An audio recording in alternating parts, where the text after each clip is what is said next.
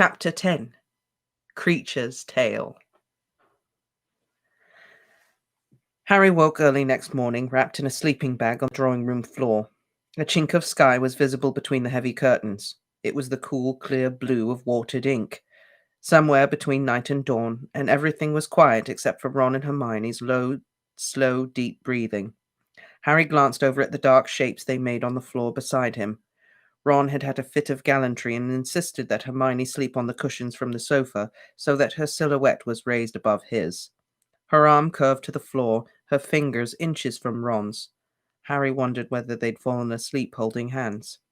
The idea made him feel strangely lonely. He looked up at the shadowy ceiling, the cobwebbed chandelier. Less than 24 hours ago, he'd been standing in the sunlight at the entrance of the marquee, waiting to show in wedding guests. It had been a lifetime away. What was going to happen now? He lay on the floor and he thought of the Horcruxes, of the daunting, complex mission Dumbledore had left him. Dumbledore. The grief that had possessed him since Dumbledore's death felt different now. The accusations he'd heard from Muriel at the wedding seemed to have nestled in his brain like diseased things, infecting his memories of the wizard he'd idolized. Could Dumbledore have let such things happen?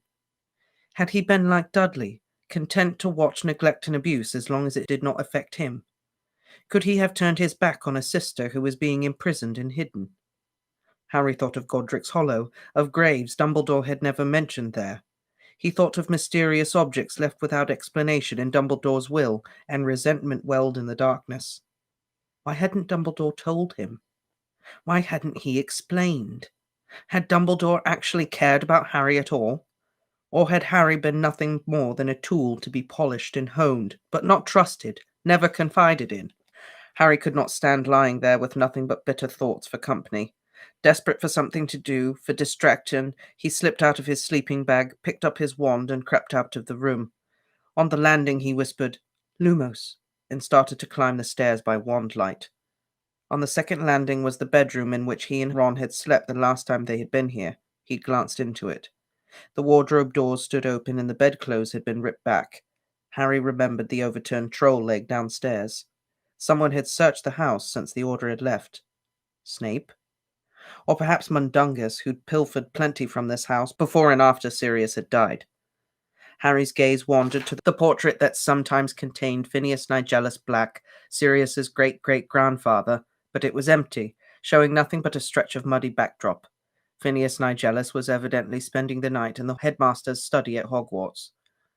Harry continued up the stairs until he reached the topmost landing, where there were only two doors. The one facing him bore a nameplate reading, Sirius. Harry had never entered his godfather's bedroom before. He pushed open the door, holding his wand high to cast light as widely as possible. The room was spacious and must once have been handsome. There was a large bed with a curved wooden headboard, a tall window obscured by long velvet curtains, and a chandelier thickly coated in dust with candle stubs still resting in its sockets, solid wax hanging in frost-like drips. A fine film of dust covered the pictures on the walls and the bed's headboard. A spider's web stretched across the chandelier and the top of the wooden wardrobe, and as Harry moved deeper into the room, he heard a scurrying of disturbed mice. The teenage Sirius had plastered the walls with so many posters and pictures that little of the wall's silvery grey silk was visible. Harry could only assume that Sirius's parents had been unable to remove the permanent sticking charm that kept them on the wall, because he was sure they would not have appreciated their eldest son's taste in decoration. Sirius seemed to have gone out of his way to annoy his parents. There were several large Gryffindor banners, faded scarlet and gold, just to underline his difference from the rest of the Slytherin family. There were many pictures of Muggle motorcycles, and also, Harry had to admire Sirius's nerve, several posters of bikini-clad Muggle girls. Harry could tell they were Muggles because they remained quite stationary within their pictures, faded smiles and glazed eyes frozen on the paper. This was in contrast to the only wizarding photograph on the walls, which is a picture of 4 Hogwarts students standing arm in arm, laughing at the camera. With a leap of pleasure, Harry recognized his father. His untidy black hair stuck up at the back like Harry's, and he too wore glasses. Beside him was Sirius, carelessly handsome, his slightly arrogant face so much younger and happier than Harry had ever seen it alive. To Sirius's right stood Pettigrew, more than a head shorter, plump and watery-eyed, flushed with pleasure at his inclusion in this coolest of gangs, with the much-admired rebels that James and Sirius had been. On James's left was Lupin, even then a little shabby-looking, but he had the same air of delighted surprise at finding himself liked and included. Or was it simply because Harry knew how it had been that he saw these things in the picture? He tried to take it from the wall. It was his now, after all. Sirius had left him everything, but it would not budge. Sirius had taken no chances in preventing his parents from redecorating his room. Harry looked round at the floor. The sky outside was growing brighter. A shaft of light revealed bits of paper, books, and small objects scattered over the carpet. Evidently Sirius's bedroom had been searched too, though its contents seemed to have been judged mostly, if not entirely, worthless. A few of the books had been shaken roughly enough to part company with their covers, and sundry pages littered the floor. Harry bent down, picked up a few pieces of paper, and examined them. He recognized one as part of an old edition of A History of Magic by Bathilda Bagshot, and another was belonging to a motorcycle maintenance manual. The third was handwritten and crumpled. Dear Padfoot, thank you. Thank you for Harry's birthday present. It was his favorite by far. 1 year old and already zooming along on a toy broomstick. He looked so pleased with himself. I'm enclosing a picture so you can see. You know, it only rises about 2 feet off the ground, but he nearly killed the cat, and he smashed a horrible vase Petunia sent me for Christmas. No complaints there. Of course, James thought it was so funny, says he's going to be a great Quidditch player, but we've had to pack away all the ornaments and make sure we don't take our eyes off him while he gets going. We had a very quiet birthday tea, just us and old Bathilda, who's always so sweet to us and who dotes on Harry. We were so sorry you couldn't come, but the orders got to come first, and Harry's not old enough yet to know it's his birthday anyway. James is getting a bit frustrated shut up here. He tries not to show it, but I can tell. Also, Dumbledore still got his invisibility cloak, so no chance of little excursions. If you could visit, it would cheer him up so much. Wormy was here last weekend. I thought he seemed down, but that was probably the news about the McKinnons. I cried all evening when I heard. Bathilda stops in most days. She's a fascinating old thing with the most amazing stories about Dumbledore. I'm not sure he'd be pleased if he knew. I don't know how much to believe, actually, because it seems incredible that Dumbledore... Harry's extremities seemed to have gone numb. He stood quite still, holding the miraculous paper in his nerveless fingers, while inside him a kind of quiet eruption sent joy and grief thundering in equal measure through his veins. Lurching to the bed, he sat down. He read the letter again, but could not take in any more meaning than he had done the first time, and was reduced to staring at the handwriting himself. She'd made her G the same way he did. He searched through the letter for every one of them, and each felt like a friendly little wave glimpsed from behind the veil. The letter was an incredible treasure, proof that Lily Potter had lived, really lived, that her warm hand had once moved across the parchment, tracing ink into these letters, these words about him, Harry, her son. Impatiently brushing the wetness away in his eyes, he reread the letter, this time concentrating on the meaning. It was like listening to a half-remembered voice. They'd had a cat. Perhaps it perished like his parents at Godric's Hollow, or else fled when there was no one left to feed it. Sirius had bought him his first broomstick. His parents had known Bathilda Bagshot. Had Dumbledore introduced them? Dumbledore still got his invisibility cloak. There was something funny there. Harry paused, pondering his mother's words. Why had Dumbledore taken James's invisibility cloak? Harry distinctly remembered his headmaster telling him years before, "I don't need a cloak to become invisible." Perhaps some less gifted Order member needed its assistant, and Dumbledore had acted as carrier? Harry pressed on. Wormy was here. Pettigrew, the traitor, had seemed down, had he? Was he aware he was seeing James and Lily alive for the last time? And finally, Bathilda again, who told incredible stories about Dumbledore. It seems incredible that Dumbledore... That Dumbledore what? But there were any number of things that could have been incredible about Dumbledore. That he had once received bottom marks in a transfiguration test, for instance, or had taken up goat charming like Aberforth. Harry got to his feet and scanned the floor. Perhaps the rest of the letter was here somewhere. He seized paper, treating them in his eagerness with as little consideration as the original searcher. He pulled open drawers, shook out books, stood on a chair to run his hand over the top of the wardrobe, and crawled under the bed and armchair. At last, lying face down on the floor, he spotted what looked like a torn piece of paper under the chest of drawers. When he pulled it out, it proved to be most of the photograph Lily had described in her letter. A black-haired baby was zooming in and out of the picture on a tiny broom, roaring with laughter, and a pair of legs that must have belonged to James was chasing after him. Harry tucked the photograph into his pocket with Lily's letter and continued to look for the second sheet. After another quarter of an hour, however, he was forced to conclude that the rest of his mother's letter was gone. Had it simply been lost in the 16 years that had elapsed since it had been written? Or had it been taken by whoever had searched the room? Harry read the first sheet again, this time looking for clues as to what might have made the second sheet valuable. His toy broomstick could hardly have been interesting to the Death Eaters. The only useful thing that he could see here was the possible information on Dumbledore. It seems incredible that Dumbledore... What? Harry? Harry? Harry! I'm here, he called. What's happened? There was a clatter of footsteps outside the door, and Hermione burst inside. We woke up and we didn't know where you were, she said breathlessly. She turned and shouted over her shoulder. Ron, I found him!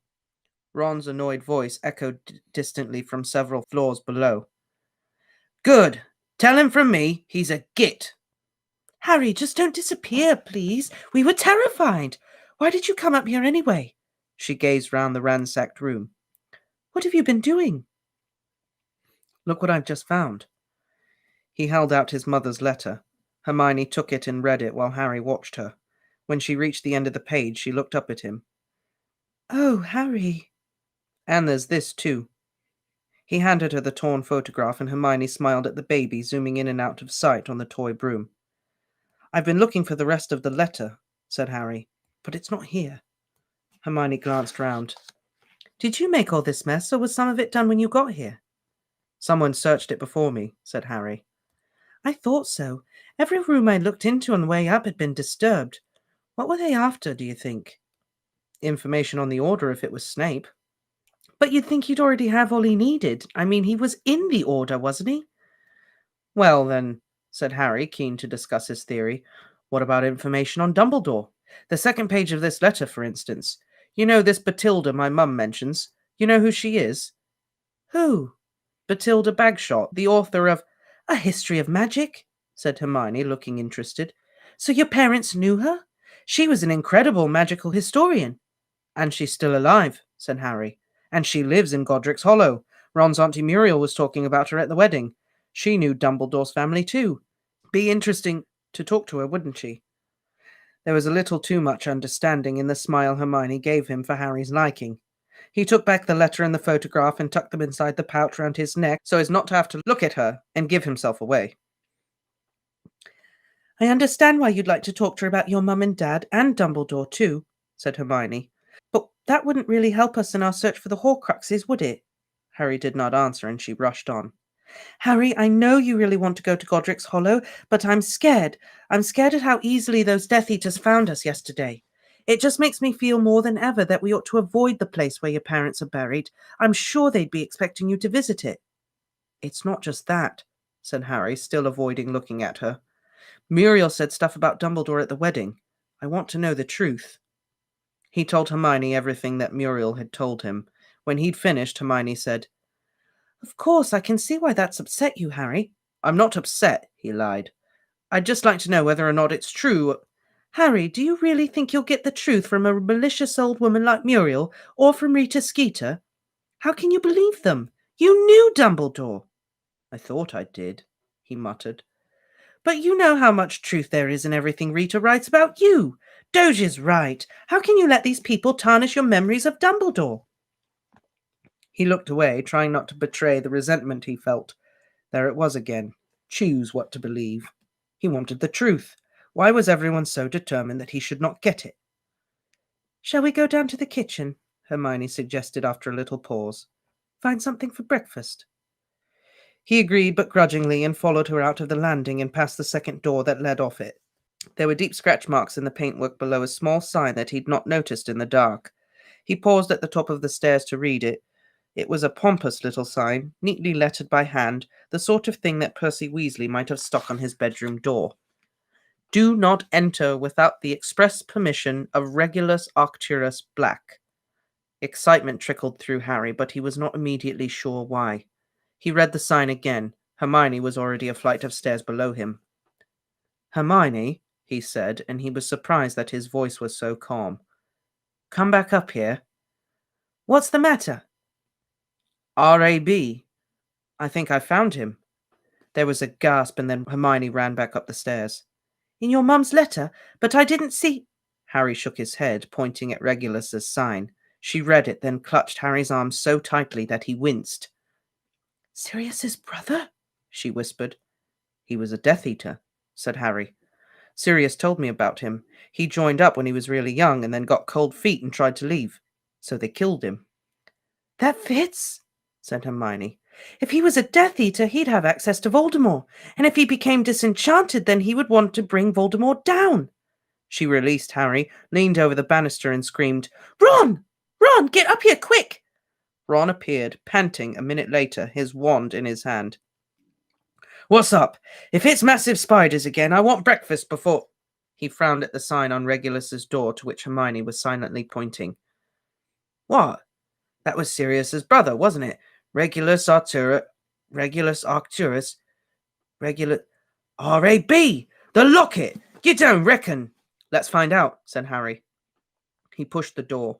It was locked. Hermione pointed her wand at the handle and said, Alohomora. There was a click and the door swung open. They moved over the threshold together, gazing round. Regulus's bedroom was slightly smaller than Sirius's, though it had had the same sense of former grandeur. Whereas Sirius had sought to advertise his difference from the rest of the family, Regulus had striven to emphasize the opposite. The Slytherin colours of emerald and silver were everywhere, draping the bed, the walls, and the windows. The Black family crest was painstakingly painted over the bed, along with its motto, Toujours pour. Beneath this was a collection of yellow newspaper clippings, all stuck together to make a ragged collage. Hermione crossed the room to examine them. They're all about Voldemort, she said.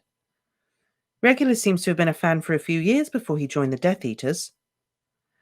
A little puff of dust rose from the bed covers as she sat down to read the clippings. Harry, meanwhile, had noticed another photograph.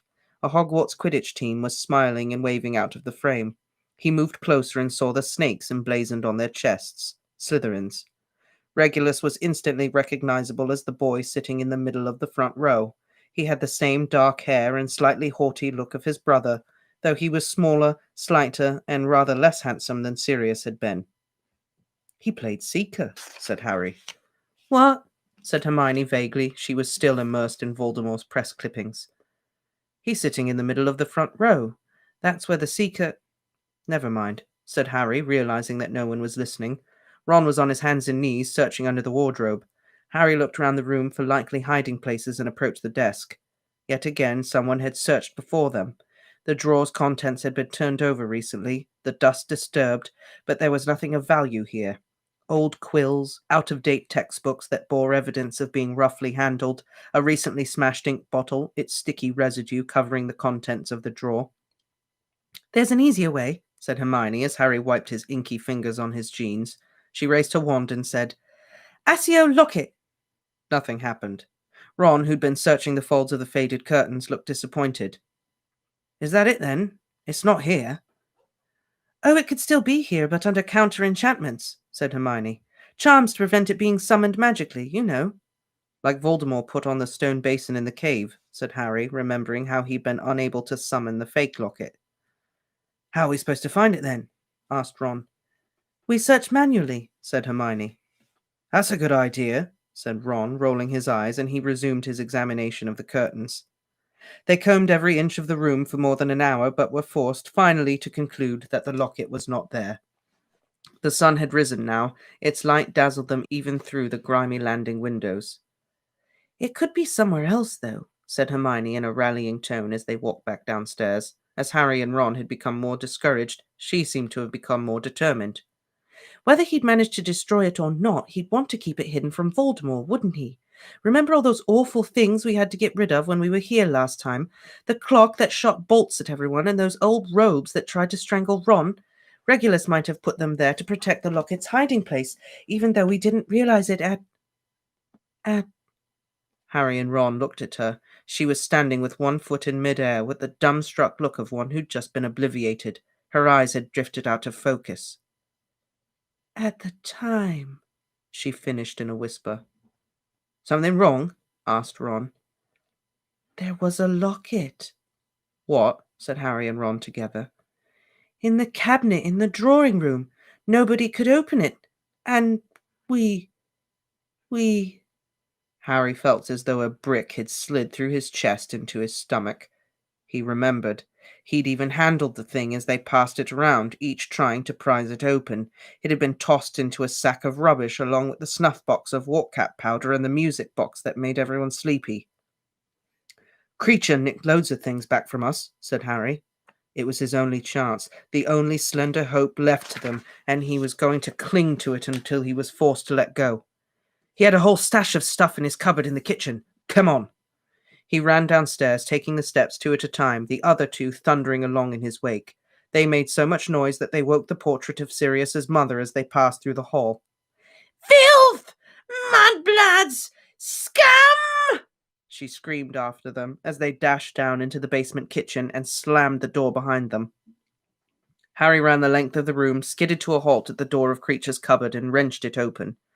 There was the nest of old dirty blankets in which the house elf had once slept, but they were no longer glittering with the trinkets Kreacher had salvaged.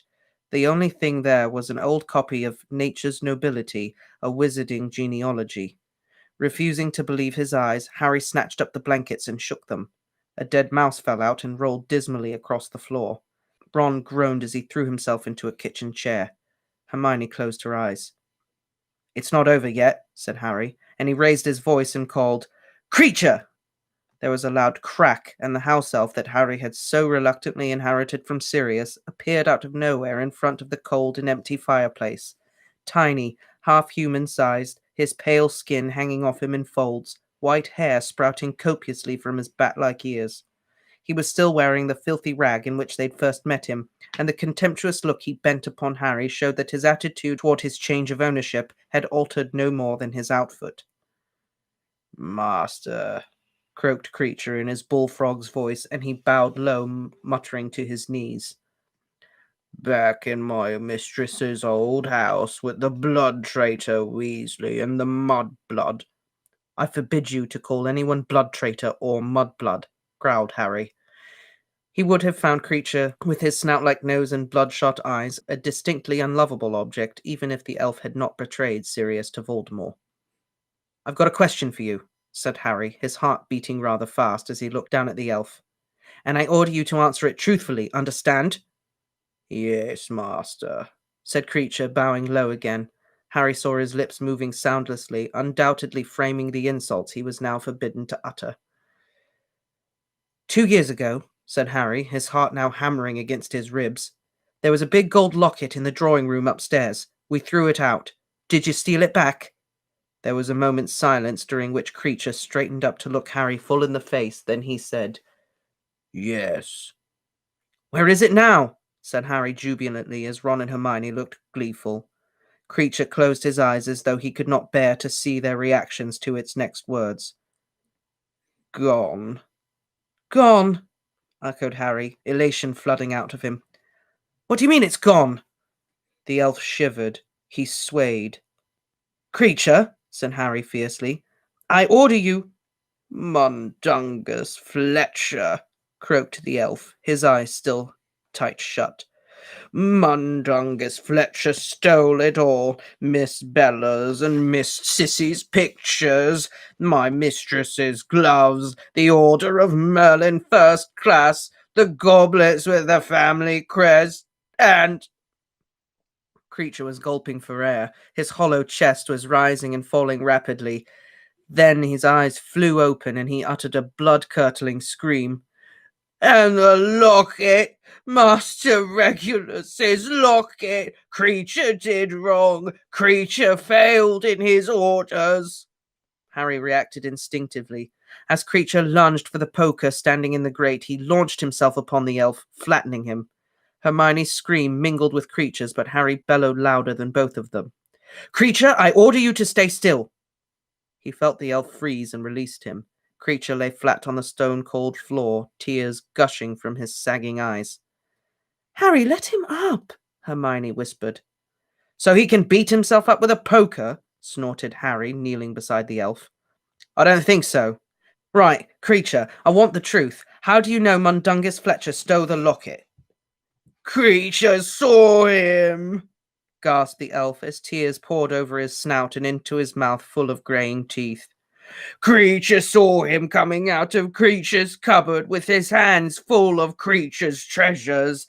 Kreacher told the sneak thief to stop, but Mundungus Fletcher laughed and ran." "You called the locket Master Regulus's," said Harry. "Why? Where did it come from? What did Regulus have to do with it? Kreacher, sit up and tell me everything you know about that locket and everything that Regulus had to do with it." The elf sat up, curled into a ball, placed his wet face between his knees, and began to rock back and forth. When he spoke, his voice was muffled but quite distinct in the silent, echoing kitchen. "Master Sirius ran away. Good riddance, for he was a bad boy and broke my mistress's heart with his lawless ways. But Master Regulus had proper pride. He knew what was due to the name of Black and the dignity of his pure blood. For years he talked to the Dark Lord, who was going to bring the wizards out of hiding to rule the Muggles and the Muggle-borns. And when he was 16 years old, Master Regulus joined the Dark Lord. So proud, so proud, so happy to serve. And one day, a year after he joined, Master Regulus came down to the kitchen to see Kreacher. Master Regulus always liked Kreacher, and Master Regulus said, he said..." The old elf rocked faster than ever. "He said that the Dark Lord required an elf." "The Dark Lord needed an elf," Harry repeated, looking round at Ron and Hermione, who looked just as puzzled as he did. "Oh, yes," moaned Kreacher. "And Master Regulus had volunteered Kreacher. It was an honour," said Master Regulus, "an honour for him and for Kreacher, who must be sure to do whatever the Dark Lord ordered him to, and then to come home." Kreacher rocked still faster, his breath coming in sobs. "So Kreacher went to the Dark Lord. The Dark Lord did not tell Kreacher what they were to do, but took Kreacher with him to a cave beside the sea. And beyond the cave there was a cavern, and in the cavern there was a great black lake." The hairs on Harry's neck stood up. Kreacher's croaking voice seemed to have come to him from across that dark water. He saw what happened as clearly as though he'd been present. "There was a boat." Of course there'd been a boat. Harry knew the boat, ghostly green and tiny, bewitched so as to carry one wizard and one victim toward the island in the centre. This, then, was how Voldemort had tested the defences surrounding the Horcruxes, by borrowing a disposable creature, a house elf. There was a basin full of potion on the island. The Dark Lord made Kreacher drink it." The elf quaked from head to foot. "Kreacher drank, and as he drank, he saw terrible things. Kreacher's insides burned. Kreacher cried for Master Regulus to save him. He cried for his mistress Black, but the Dark Lord only laughed. He made Kreacher drink all the potion. He dropped a locket into the empty basin. He filled it with more potion.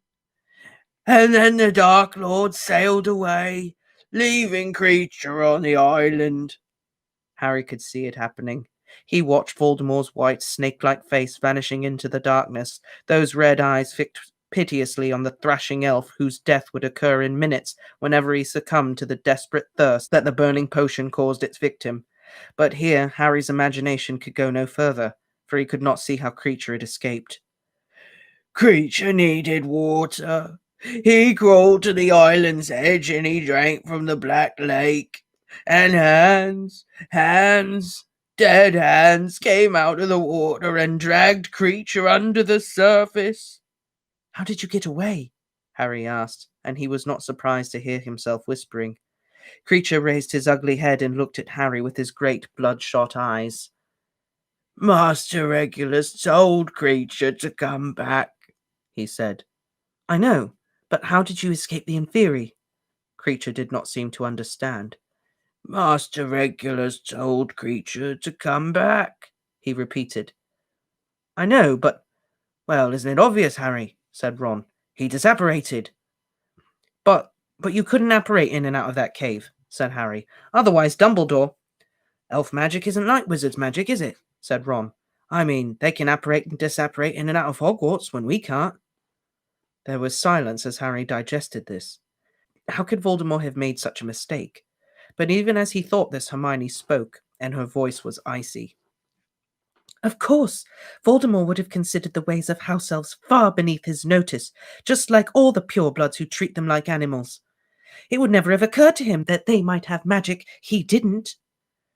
The house elf's highest law is his master's bidding, intoned Kreacher. Kreacher was told to come home, so Kreacher came home. Well then, you did what you were told, didn't you? Said Hermione kindly. You didn't disobey orders at all. Kreacher shook his head, rocking as fast as ever. So what happened when you got back? Harry asked. What did Regulus say when you told him what happened? Master Regulus was very worried, croaked Kreacher. Master Regulus told Kreacher to stay hidden and not leave the house. And then, it was a little while later, Master Regulus came to find Kreacher in his cupboard one night, and Master Regulus was strange, not as he usually was, disturbed in his mind, Kreacher could tell. And he asked Kreacher to take him to the cave where Kreacher had gone with the Dark Lord. And so they had set off. Harry could visualize them quite clearly, the frightened old elf and the thin, dark seeker who had so resembled Sirius. Kreacher knew how to open the concealed entrance to the underground cavern, knew how to raise the tiny boat. This time it was his beloved Regulus who sailed with him to the island with its basin of potion. And he made you drink the potion, said Harry, disgusted. But Kreacher shook his head and wept. Hermione's hands leapt to her mouth. She seemed to have understood something. Master Regulus took from his pocket a locket like the one the Dark Lord had, said Kreacher, tears pouring down either side of his snout-like nose. And he told Kreacher to take it, and when the basin was empty, to switch the lockets. Kreacher's sobs came in great rasps now. Harry had to concentrate hard to understand him.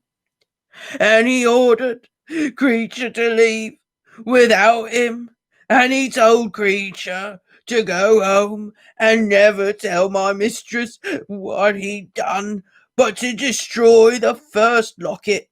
And he drank all the potion, and Kreacher swapped the lockets and watched as Master Regulus was dragged beneath the water, and... Oh, Kreacher! Wailed Hermione, who was crying. She dropped to her knees beside the elf and tried to hug him. At once he was on his feet, cringing away from her, quite obviously repulsed.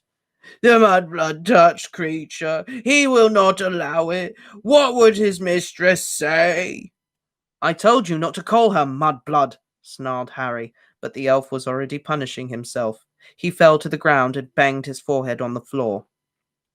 Stop him! Stop him! Hermione cried. Oh, don't you see how sick it is, the way they've got to obey? Kreacher, stop! Stop! Shouted Harry.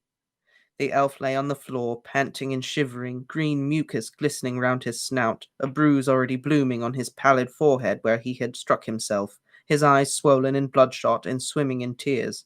Harry had never seen something so pitiful.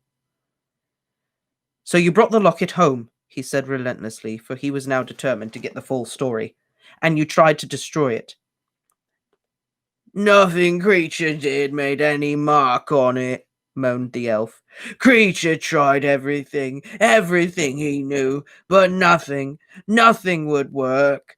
So many powerful spells upon the casing. Kreacher was sure the way to destroy it was to get inside it, but it wouldn't open. Kreacher punished himself. He tried again. He punished himself. He tried again. Kreacher failed to obey orders. Kreacher could not destroy the locket, and his mistress was mad with grief because Master Regulus had disappeared, and Kreacher could not tell her what happened. No, because Master Regulus had forbidden him to tell any of the family what happened in the cave. Kreacher began to sob so hard that there was no more coherent words.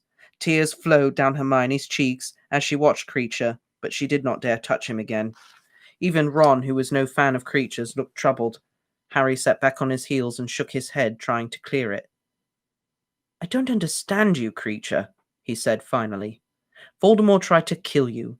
Regulus died to bring Voldemort down, but you were still happy to betray Sirius to Voldemort. You were happy to go to Narcissa and Bellatrix and pass information to Voldemort through them." "Harry, Kreacher doesn't think like that," said Hermione, wiping her eyes on the back of her hand. "He's a slave. House elves are used to bad, even brutal treatment. What Voldemort did to Kreacher wasn't that far out of the common way.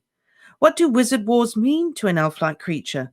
He's loyal to people who are kind to him, and Mrs. Black must have been, and Regulus certainly was, so he served them willingly and parroted their beliefs. I know what you're going to say," she went on as Harry began to protest, "that Regulus changed his mind. But he doesn't seem to have explained that to Kreacher, does he? And I think I know why. Kreacher and Regulus's family were all safer if they kept to the old pure blood line. Regulus was trying to protect them all." Sirius was horrible to Kreacher, Harry, and it's no good looking like that. You know it's true. Kreacher had been alone for a long time when Sirius came to live here, and he was probably starving for a bit of affection.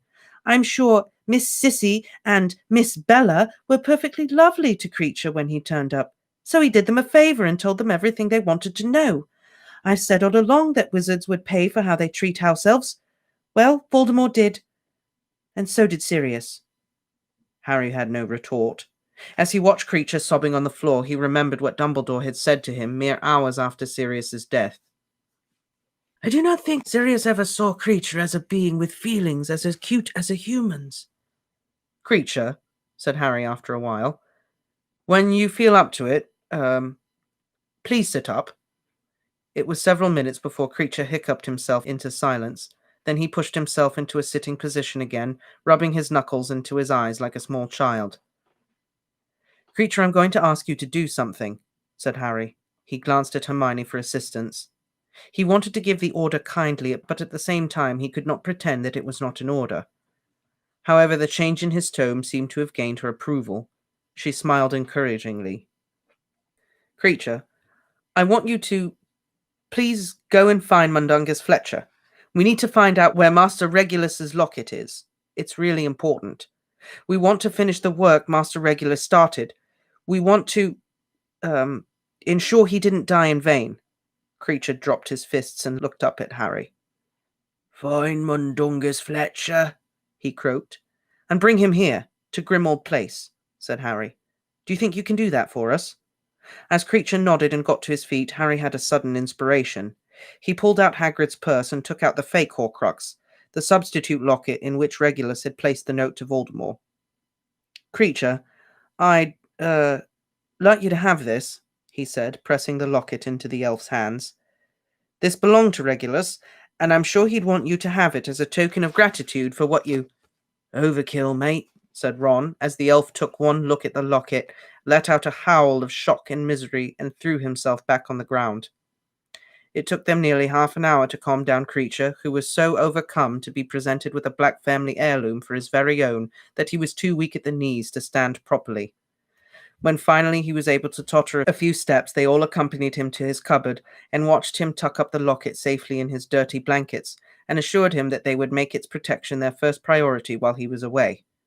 He then made 2 loud bows to Harry and Ron, and even gave a funny little spasm in Hermione's direction that might have been an attempt at a respectful salute, before disapparating with the usual loud crack. Who would have thought Kreacher was such a complicated being? I guess that's how Voldemort got in before. House elves. I cried the first time I read this too, Katie. I wonder how Dobby's gonna react if Harry's like acting nice to Kreacher now. Like just before. When they got in a fist fight? Yeah. Yeah, I don't know. But maybe Kreacher will be nicer to Harry, so it won't make Dobby quite as angry. It's true. Kreacher won't be talking Harry all the time. Exactly. So Regulus Black. R.A.B. When was it that name came up? Was it in the movie or something? I asked you, is that it? It was after we read the R.A.B. chapter. Oh. Can't remember if the name came up in the book or... Because I said those are the only initials that I can think of that had R.B. I think somebody Regulus says Sirius's brother Regulus or something. I think Lupin says it in movie 6 or something. I think so. It's a heavy-handed clue.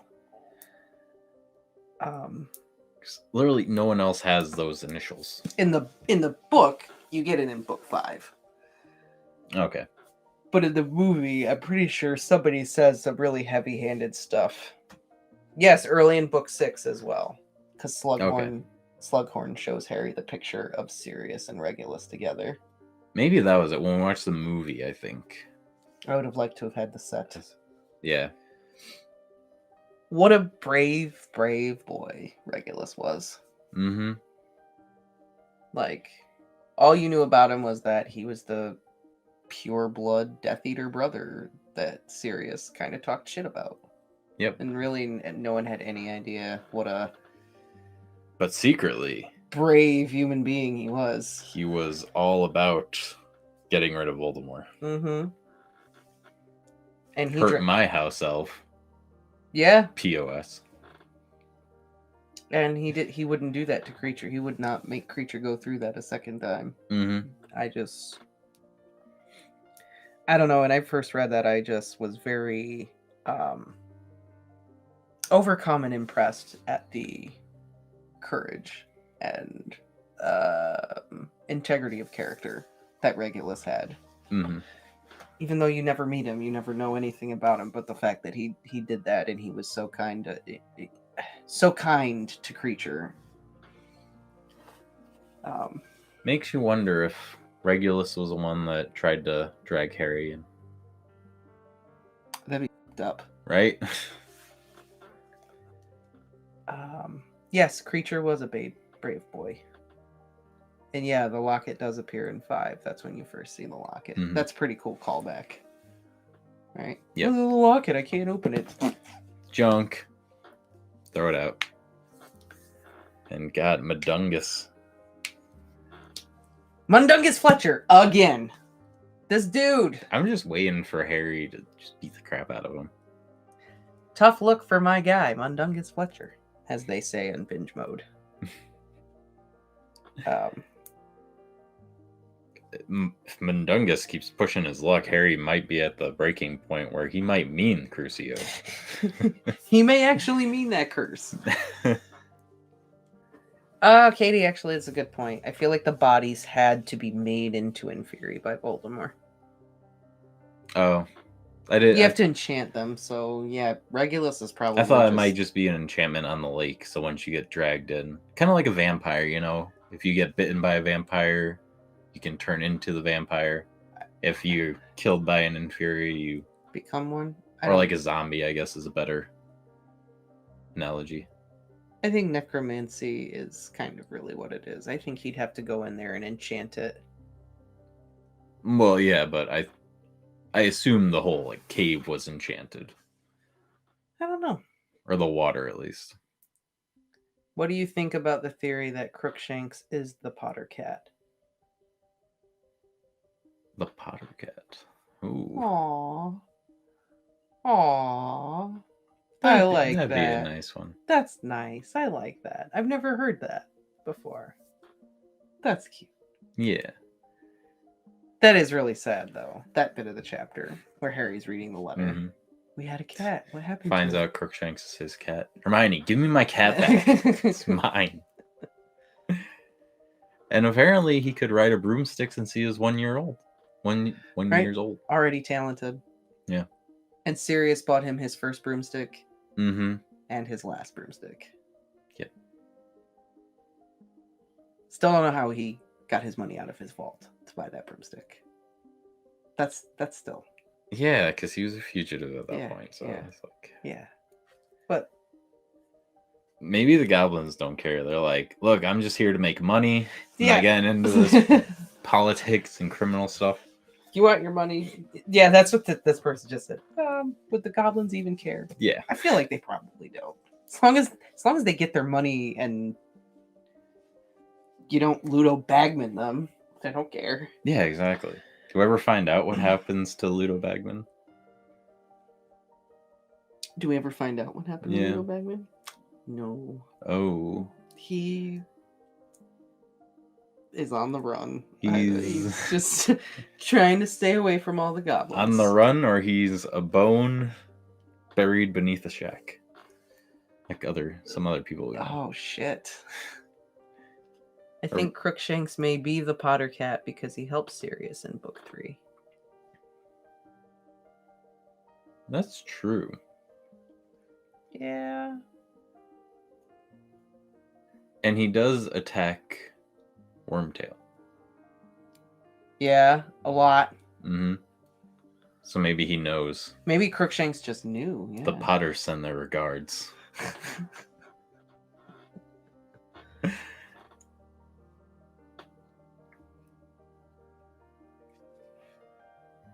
Yep. Another one. In book 4 at the Quidditch World Cup, Harry sees the little kids riding the toy broomsticks and thinks, "Oh, I've never had that kind of experience." I do remember that. And it's like, well, you did. Yeah, you did. Here's the proof, right here. This note. What did Dumbledore need the invisibility cloak for? Yeah. It's a good question. Since he doesn't need... He knew that their son would need it 12 years later. Well, 10 years later. 10 years later. Just Intriguing. more questions about Dumbledore. Answering all of our other questions, but just making you second guess Dumbledore over and over again. Yep. And God, I was not ready for the goat thing. Mention of the goats again. The goat charming, yes. Goat charming. How appropriate it was that we had that conversation before this chapter. Aberforth and his goat charming. He was a regular Casanova with the goats. Oh, everyone's on this Crookshanks thing. Maybe Mrs. Norris and Crookshanks are friends. Don't Neasels have abilities to detect trustworthy people? He charmed the goats with his wand. You bet it. You know he did. Oh, yes.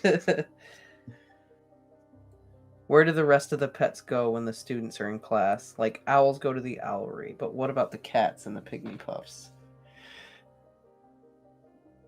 Well, we know Trevor tries to fucking escape all the time. The cats are hunting, and the pygmy puffs are trying not to get eaten. Fair. Or helping escaped convicts find their target. Yeah. Or, like Trevor, trying to escape and be which free. Apparently he succeeded in. Yeah. Yeah, there's a piece about Trevor. Trevor finally escapes for real, and then meets up with the other toads down at the lake on the Hogwarts grounds and lives out the rest of his life with all the other toads at the lake. It's a nice way to think about it. Yeah. So, good for Trevor. That's nice. Mm. And then I think I brought up the fact that toads only live about 2 to 3 years, and he was only in 2 to 3 books. So I got a little morbid on that one. Then you retorted with, "Well, he's a magical toad, so they live longer." Does the fat lady let them back into the common room? Do the elves just take care of them and clean up after them? Yeah, who's cleaning those cats' litter boxes? Or are they just shitting wherever they want? You know, like how wizards can just vanish the evidence. Mm-hmm. Is that what they do with cat poop? I would assume so. Like, I mean, they have to clean the owlery. They never clean the owlery. Every time Harry goes in there, there's always something about how he almost slips and falls in shit. Okay, fair enough. They must have a cat box. They're a communal Hogwarts cat box. Maybe. It's magic cat litter where the poop just vanishes. Luna did have some in her bag the one day. Yeah, that's true. Luna had some. Do the cats poop outside? Well, that's what I'm saying. Do the cats poop outside? Do they go somewhere? You know? The important questions. Is there a litter box area somewhere? Do you think they have like some super fancy litter box area? Like the prefects have the big, like, swimming pool size tub. They have. I think there's just like a huge sandbox of cat litter. I mean, maybe. Like just enchanted cat toys going around all the time for them to play with, and catnips. Yeah. Could be. Maybe there's a cat room where they all can go and hang out. Go and get high on some nip. Yeah. I want to know what Neville did after Hogwarts. We can talk about that after we finish the book. It'd be cool if Neville ended up becoming an Auror. Yeah. Right? Proved himself to be super badass. Trevor's last appearance was book 5 or 6, so he lived about 6 years. Oh, was it 5 or 6? Well, he moved to the lake after that. How long he stayed at the lake, I don't know.